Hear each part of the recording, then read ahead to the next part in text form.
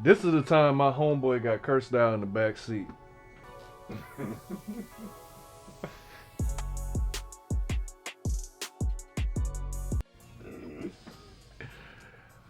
So this is back in college. I'm a freshman in college, and gotta give you a little backstory so this story makes sense.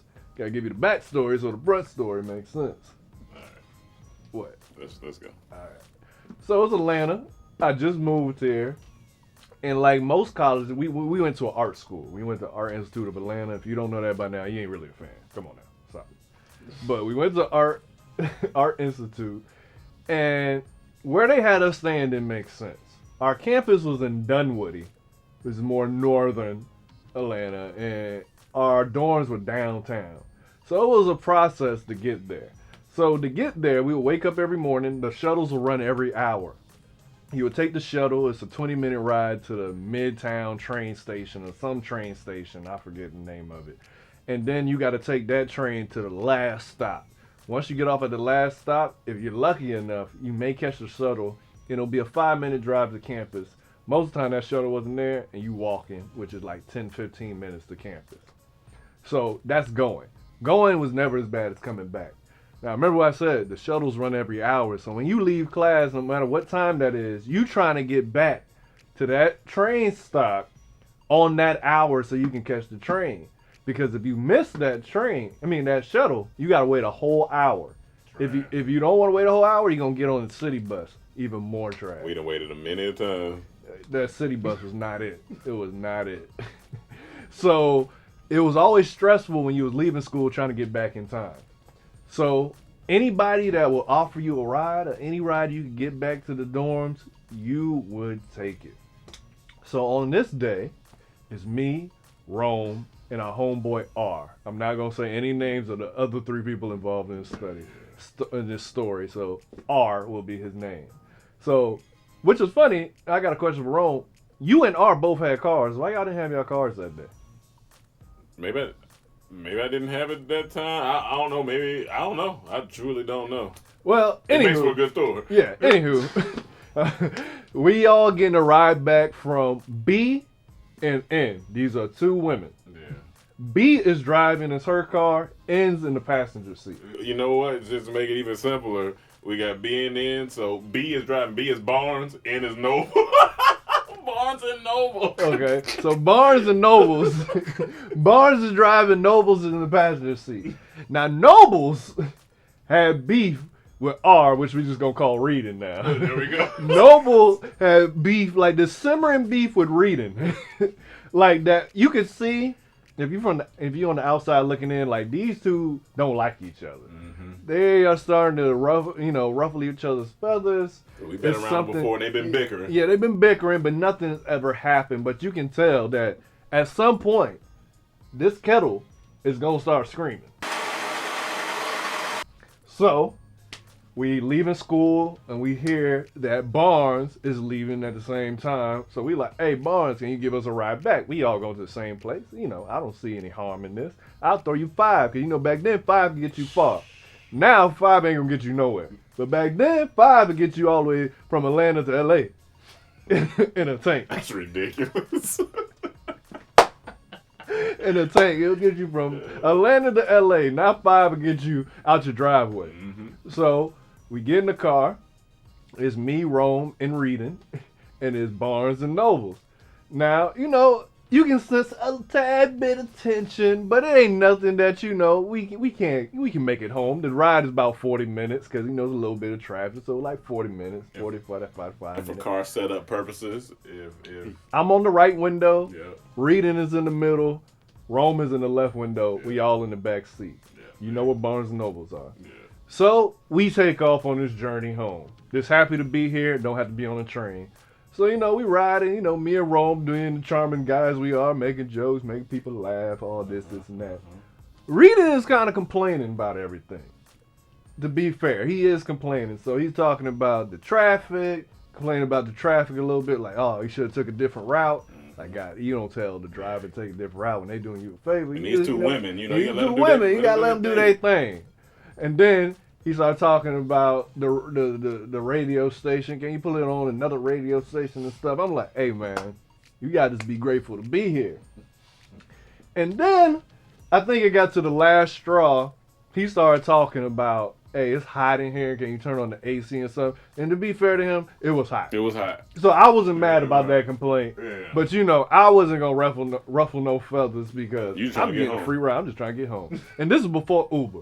I know a lot of y'all don't know life before Uber. Before Uber, it was a crazy world out here. Mm-hmm. You always had to keep fives on you to offer people $5 to put in their tank to get wherever you wanted to go. Just in case. So I'm grateful for this ride. So he's going on complaining about the AC, and I can see Noble's head dropping, like shaking and getting frustrated. This is basically what I see. I see looking out the window. I'm like, uh-oh. It's about to go down. It's about to go down. And from what I recall, maybe they had small back and forth in the car. It wasn't like, I think she might be like, hey, well, you know, something sucks. So I think she was trying to keep it cool. Yes. Okay, I remember. Yeah. She was trying to like, hey, be grateful. Like, you getting a ride. Like, why you complaining? So then, you know, they was bickering back and forth. And, you know. Because Reed got a little mouth on him. Reed got a little mouth on him and Noble's got a little mouth on him. And they don't like each other. And Barnes and me and Rome, we all just chilling like, all right, man, we don't want to be in this. We just trying to get home. So they go back and forth. He's still complaining. I see her bubble up, and I'm like, all right, she about to say something. This is all I saw. Mind you, we pulled to the parking lot now. No. We still in the car. This I'm saying, but we pulled into the parking lot by the time this particular. Oh yeah. So it was quiet. Yeah. So you know, all the bickering back and forth, the ride kind of got quiet because it was like, all right, you know, enough. They bickering. We pull into the parking spot at the dorm. 40 minutes later, this bickering and all this complaining. This is all I see. Yo, stop acting like a little bitch. I've never seen someone want to say something to someone so bad and get it out like her lip fully quipped. Like when they used to shoot humans out of a cannon, which is wild. That's how that bitch came out. And be honest, and y'all, it's not a small, like, it's loud. Like it's loud. It's like loud. she everything she has. Stop acting like a little bitch. You act like a little bitch right now. And look right at him, and he got quiet. And me and Rome immediately, I'm talking about immediately, before the H finally got out on the bitch, we turned to our windows, our respective windows. So I do. And I did the same shit. Because we knew if we even saw each other our peripheral, that's it. We busting out laughing. So I turned and I'm just like, it's car quiet. It's quiet. I peek over at Barnes in the driver's seat, and you just see a smirk on her face.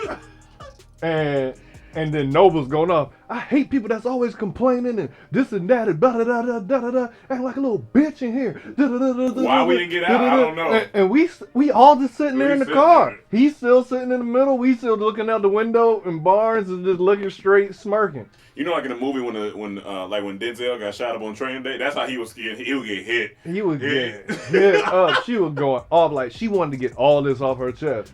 So then she got out the car and slammed the door and walked off. And I mean, I'm gonna believe that. Then Barnes got out the car, and then we get out the car and we start walking, and it's quiet. It's quiet. So this is us three walking to the elevator. I haven't looked at Cam yet. Yeah, I haven't looked at this nigga yet.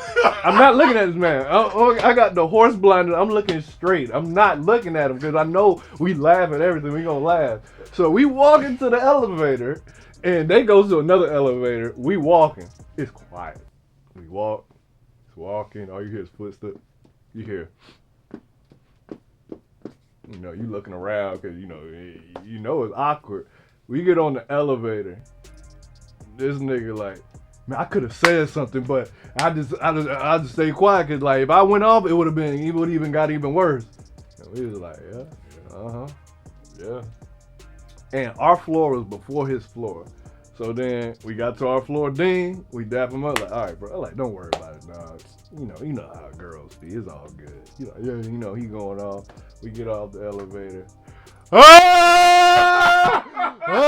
Laughing. Had to get it out. I don't know if he went to my place or I went to his dorm, but I was like, we gotta finish talking about this. It was so much to unpack. It was so funny because he was talking so much trash on that elevator because he was like, it was nothing he could do.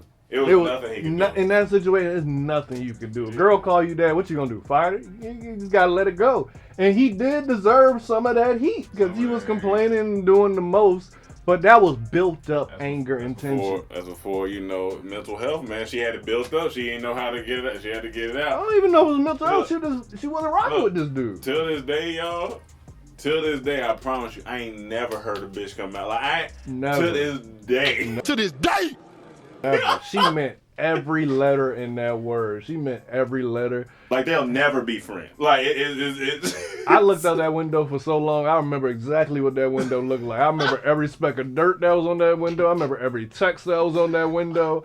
It was crazy. If somebody would have had it behind the car view, they would have been laughing. Because I'm talking about instant. Boom.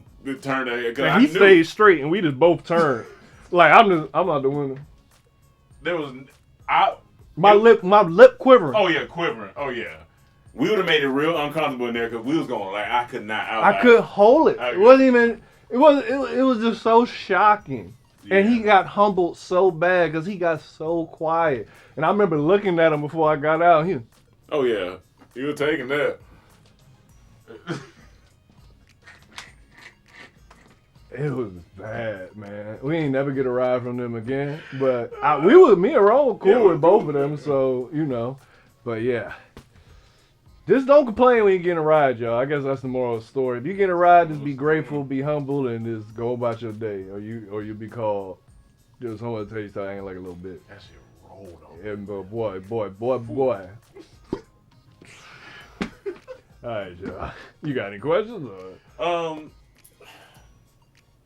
If he could say anything, what would have been his best response? Like in that moment, like do you just say, you know what? Do you my bad? You know what? What's the funny thing about it? Apologizing when it didn't. Yeah. She wasn't looking for apology. She was looking to get this off her chest. She wanted to tell you about yourself. Now, even if you apologize, he still would have been cursing you out. So what he did was best. Just be quiet. I would have just got out quicker. I was like, hey man, let me out. That's what I would say. Hey, let me out. So she's like, don't act like a little bitch. Hey, let me out. Let me out. I would have got out of the car.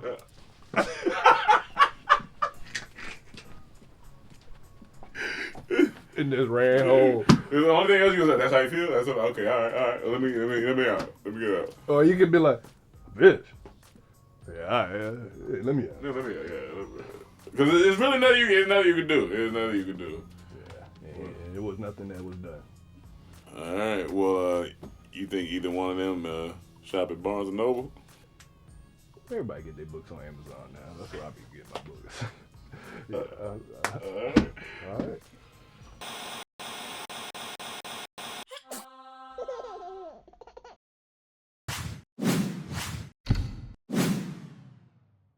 All right, what comes in the box once you get it?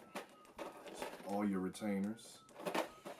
I got 15 of them, so it's gonna take me 15 weeks to straighten my teeth. And I only got the top teeth because I need a bottom tooth extracted. But what's cool about Bite, they work with me, so they'll still help me with my top teeth until I get my bottom teeth situated. So I got 15 retainers all in this box. Also got some accessories. I got what you put your retainers in, carry around when you take them out to eat, or if you out or whatnot at a restaurant, you on a date, put it in there. And I got some whitening foam to use, whiten my teeth.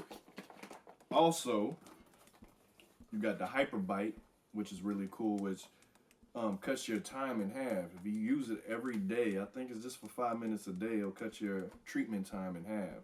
It's the only technology Bite has. There's a technology only Bite has, which is really cool, which separates them from all the other competition. So I'm excited to use that. And yeah, so today is the day. I'm gonna open this one, see what it looks like. Boom. But I still get the bottom with it, but it's probably just gonna keep it in place where it's at, which is cool. But this is my first tray for the first week of straightening my top teeth. So comes with instructions. Comes with a little sticker that says the wait is over.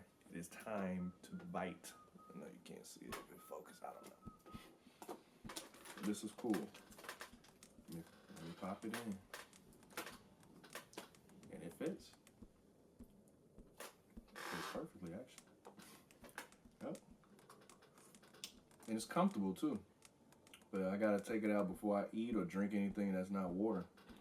So that's cool. Let me put this in the tray. So if y'all want to start on this journey, just use my code BITEDT. Hi, my name is Paris Nicole, and this is the time I had an audition in the middle of Mexico. Say what?